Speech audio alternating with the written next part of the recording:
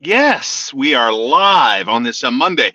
How was your weekend? Happy Easter, happy Passover, happy Ramadan. If you are celebrating, I hope you enjoyed it with some friends, some family. You ate some good food, and we're all here together on this Monday, ready to tackle on another week. Man, oh man, the winter is terrible too, right? Like it was, yeah, that crazy windstorm on the weekend, and I walk out the front door of my house this morning, ready to take on the challenge of a Monday and a brand new day, and it's like winter outside. Like I put away my winter coat, my winter boots are gone. I feel like maybe I need to bring them back. Like the weather's not good, but apparently it's turning the corner. Better days ahead, my friends, this weekend. The better days seem to be in the rearview mirror lately, don't they, for these Montreal Canadiens, who are in action 4 times this week. It begins tomorrow with their date against the Minnesota Wild at the Bell Center. The Habs will play Tuesday, Thursday, Saturday, Sunday this week. They're in a bit of a free fall, no doubt. They're 3-8 in their last 11. They're on a 5-game losing streak. They're getting rocked on a nightly basis these days. But no doubt the silver lining, the biggest takeaway from the Canadiens weekend was the return of Carey Price on Friday. So I was a couple of games off in terms of my prediction when we would see him. All told, it was 282 days between games for Carey Price, the man who backstopped the Canadiens to a Stanley Cup final, which takes me to the appreciation from Friday night from those that were lucky enough to be in attendance to watch Price's return with the Montreal Canadiens. Like, we owe Carey Price a lot, if you think about it. Like, and I understand that, he gets paid a lot of money, and he's the franchise goaltender, and he doesn't score goals. But without Carey Price, let's think about it for a second. Let's think about Carey Price's time as a Montreal Canadian, when he came in, what his reputation was like when he got here, what Bob Gainey had to say about Carey Price, that this guy is a thoroughbred, right? He's got the ice water running through his veins. I think the future has told us that that's true, that Bob Gainey was right. The scouts were right about who this guy is, what he's like, how sharp he is mentally, how he's able to find these zones and stay in these zones. And obviously, no career is without its turbulence, right? Maybe you can make an exception for a guy like Sidney Crosby, but nevertheless, Carey Price, from the World Juniors and the Jonathan Toews shootout goals in the 3 different ways, Carey Price backstopping the Montreal Canadiens, helping them take them to a Final Four when the Chris Kreider crash in the crease. That was a Final Four appearance, right? The fact that Carey Price won a Hart, won a Vezina, the fact that Carey Price was rocking a .935 save percentage helped carry the Montreal Canadiens. Yes, guys, the Canadiens went to the Stanley Cup final last year, thanks in large part to Carey Price. And look, yes, a timely goal scoring from Phil Deneau, timely goals by Jesperi Kotkaniemi, Phil Deneau's unbelievable defensive play. I understand, but let's not lose the plot here. Carey Price has done so much in this market, and sometimes we get caught up. We get caught up with the tip of our nose, what we just saw. And I'm here to again, remind myself and you, I guess at the same time, we're all in this together, that Carey Price in his career has done so much in this market, so much that we don't even know about. Like, PK Subban obviously was very proud of his charitable endeavors. Did you know that Max Pacioretty was just as charitable, just as philanthropic as PK Subban? But the difference is, and I don't mean this as a criticism of PK. I love PK. Some people want the spotlight. Some people want to be in the news. They want to be newsmakers. Other people, they roll quietly behind the scenes, right? Carey Price is behind the scenes. Max Pacioretty was behind the scenes.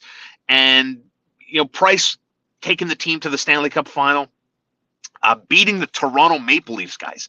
The Canadiens were down to the Toronto Maple Leafs. They won the series opener after this idiot said the Leafs would sweep the Canadiens in the first round last year. The Habs won the opener, lost 3 in a row, and then never lost again until they played Vegas, right? Because they basically swept Toronto and then swept Winnipeg in the second round. And then I don't remember how the series against Vegas began, but nevertheless, they got to the Stanley Cup final and Carey Price was there. And I remember this. We had actor NDG's own Jay Baruchel on the TSN 690 morning show at the time. And I remember asking him this question in the interview we had done together on the morning show. I said, Jay, if they lose to Winnipeg in the second round, I mean, it's all gravy, right? It's house money, to borrow a phrase from gambling. It's house money. You're playing with profits. You have nothing to lose. And I'll never forget this. When Jay said beating the Maple Leafs was his Stanley Cup, and I think a lot of people feel that way or felt that way in the playoff run last year, that, whatever happened after the Maple Leafs choke job, it was all good. And the Canadiens rode that wave. And Carey Price was largely responsible for that. So, watching Friday's game, yes, they lose to the Islanders 3-0. The Islanders are not a very good hockey team. And guess what, guys? Breaking news, the Canadiens aren't very good either. But Price looked good, man. And I mentioned this to Dan Robertson this morning on TSN 690, that when Price is going, he makes his job easy. That's what it looks like. That's the illusion that is created when Carey Price is on top of his game. And I saw that from him on Friday night. So how many more games does he get into between now and the end of the season? Look, there's 6 more games to go. They're going to play 4 times this week, including a back-to-back on the weekend, Saturday, Sunday. And then there are 2 games to go, and that's it. 82 regular season games. Merci, salut, le visit. I'll see you next fall when the season begins. Which takes us to my question. How long does this rebuild take? And how long do you think it's going to take, right? Because I don't have an answer for you yet. I do believe, based on what we have to work with, stuff that Ken Hughes and Jeff Gordon have said on the record, that they're looking at other teams' number ones, other teams' higher-end prospects, and maybe looking at those assets as a way to hurry up, expedite the process of rebuilding this team. And so I want to sit here and tell you that I think it's going to go faster than I think it will, but I need to see what they're going to do in the summer. Now, look, everyone talking about Chris Letang. The Canadiens' defensive group, I like them. David Savard, not so much. Tough weekend for David Savard and Romanov, but nevertheless, with Jordan Harris and Justin Barron and Logan Mailloux and Caden Gooley and Matthias Norlinder, and I'm sure I'm forgetting a name or two, that the Canadiens' defensive group, I am very high on them. I think it's going to be a couple of years from where we are today until we see some of those guys mature and turn into everyday defensemen for the Montreal Canadiens, but I'm very optimistic of what this group of blue liners for the Bleu Blanc Rouge are going to look like, and how responsible they're going to be for making this team competitive. Because it begins for me with goaltending. It begins with getting the puck out of my zone, whether it's a guy who can carry it with confidence or someone that has the poise to wait and react to the proper breakout pass from whether it's behind the net or along the half wall, wherever it may be. I do like the complexion of this defensive group as they grow together. Now, look, it's the difference between what they're doing now and what they might turn into. There's a big gap in between those two statements. So only the future will provide us with clarity on what we think is going to happen there. So I don't think the Canadiens are going to be in the business of going after Chris Letang. Look, he's having a great year. He's 63 points. He's on pace for pretty much 70 points this year. How much is Chris Letang going to want? $7 million, $7.5 million, 2-3 years? Probably going to want 3 years. You ready to pay Chris Letang upwards of $21 million, probably more, for 3 years? I'm not so sure. I'm in that category. That's how I feel today. But again, I'm very anxious to see what the summer has in store for Jeff Gordon and Ken Hughes as they begin the process this summer. The heavy lifting, the real heavy lifting begins. But I'm not holding my breath for aggressive maneuvering by the Habs front office, because I don't know if they think the way I do in terms of what I want to see. Like, obviously, Brendan Gallagher has a bad contract, right? But I'm here to tell you, I want to see Brendan Gallagher with one full offseason. I want to see him back next year, just because I want to see. I want to see what he's like, and I want to see Carey Price with a healthy offseason, no setbacks, ready to go in October next fall. So I'm kind of patient in that sense, because I'm not so sure I've made up my mind on Brendan Gallagher just yet. I like him. I like him on this team. I think the team needs a Brendan Gallagher, but if he ain't producing, then I don't want Brendan Gallagher, full stop, right? So this summer is going to be fascinating. I really am very excited for the offseason, and I say this knowing the Montreal Canadiens are one of the worst teams in hockey. Right now, still statistically, odds on to grab the number 2 overall pick. All right. Let's get into the NBA playoffs, you guys. How about those Toronto Raptors, man? They got their butts whooped in game 1 against Philadelphia. But look, I'm not reading too much into this. The betting line here has Philadelphia as 7-point favorites. It was no doubt the most convincing win of any NBA playoff game that you happen to watch on the weekend. They beat the Raptors by 20. But here's the thing. Tyrese Maxey dropped 38 points in Philly's game 1 victory. This is a guy that's averaging 20 points. Joel Embiid, if Joel Embiid dropped 38 points in game 1, I'd be more inclined to say, here's what's coming. Joel Embiid put his exercise his authority in game 1 against the Raptors, but he didn't. He had 19 points. I thought Joel Embiid was a physical presence under the rim. You know, Scotty Burns, I think, can attest to that. Probably not going to play today. So that's a big hurdle for the Raptors to overcome. But know this about game 2 tonight. The Raptors played well offensively. They shot 49% of the field, but guess what?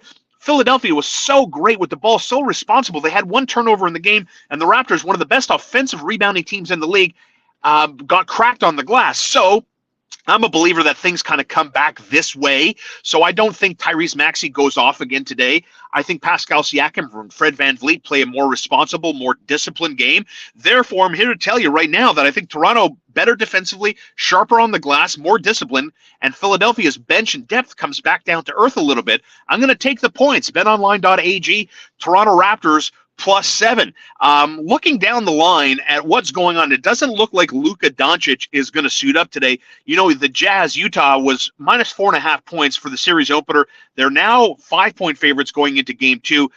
There's no doubt in my mind that both teams here can play better than what we saw in the first game. And Dallas, without Luka Doncic, doesn't have the depth, I think, to absorb that level of a loss. So Utah covered in game 1, but it came late. They needed to make some free throws in order to cover that number. So I think Utah wins and wins comfortably. I like Utah -5 at betonline.ag. And let's wrap it up with Denver and Golden State. The Warriors by 7. Denver going to have to make a lot of adjustments in game 2, especially defensively. They allowed Golden State and the Warriors to shoot over 52% from the field. So, you know, stopping someone like Jordan Poole, it's going to be a task. Poole dropped 30 in his playoff debut for Golden State. So all of this happened in game 1. Steph Curry came off the bench. Curry played just 22 minutes. We know he's dealing with and recovering from the injury. It was kind of a surprise early in the week that it looked like he was going to play on Friday in game 1. So the Warriors look unstoppable. And Thompson, Poole combined for 10 threes on 17 attempts. Elite shooting like that, coupled with Steph Curry getting healthier and getting more minutes, I don't know. So I think until I see the series go back to Denver and let's see what the Nugs look like on their home floor, it's Golden State all day for me. BetOnline.ag. I'm going to lay the 7 points with the Golden State Warriors. So give me the points with the Raptors. We're going to lay the points with Utah -5, and we're going to lay the points -7 with Golden State, okay? Thanks, as always, to my sponsors. Poutineville, VaudreuilDorion.com. I heard they killed it with Mike Patterson headlining Friday and Saturday on Easter and Passover weekend. And happy Ramadan to our friends. And Poutineville Vaudreuil will be back open Thursday this week, Thursday through Saturday as always. So check them out online, plan that menu, get your lunch dates, get your supper dates, and book your appointments at PoutinevilleVaudreuil.com. And of course, K-Stop Gas Bar in Depanneur was bumping this weekend. Great snacks in the Playground Poker parking lot, and of course, tax-free gas. Gas 24 hours a day at K-Stop Gas Bar in Depanneur, Highway 138 in Ganawage. So you don't have to pay these major corporations and these fat cats in their corporate offices and their power suits and their power watches and everything else. You don't got to pay their salary and their bonuses. You support local by supporting K-Stop Gas Bar and Depanneur in Ganawage, community-owned, family-owned business, doing good things in the community, serving hot meals prepared fresh daily. They got smoothie bowls, salad bowls, protein bowls, great sandwiches and lunch specials every day inside K-Stop Gas Bar and Depanneur. Great convenience store and gas 24 hours a day. And they have someone there that they pay to pump your gas. But, of course, I hope you tip them. Tip well in these tough times. Thank you, as always. Happy Monday, you guys. Canadians playing 4 times this week. Make sure you head over to betonline.ag. And my picks for the NBA tonight, Raptors +7, Golden State -7, Utah -5. We'll see you in the aftermath of the Canadians Wild on Tuesday.